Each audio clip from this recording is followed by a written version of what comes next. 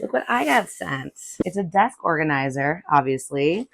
And who doesn't need a little bit of organization in their lives? I love cute organizational stuff. First thing I notice is it's really good quality. There's no chipping on the wood. There's nowhere that's going to give you a splinter. And it is a sturdy organizer. Not that you need it to be that strong, but it just feels really strong.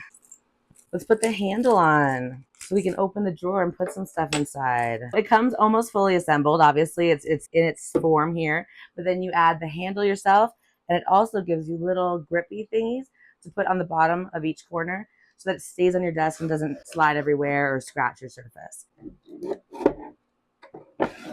It comes with a little mini screwdriver, so you don't need to just run inside your house like I thought I was about to have to do. Love that for me. Okay. All right, I got my handle on. I'm going to slip it back into its little home here. Before I fill it up with some stuff, I'm going to put on the little grips. So I'm going to put one on each little corner.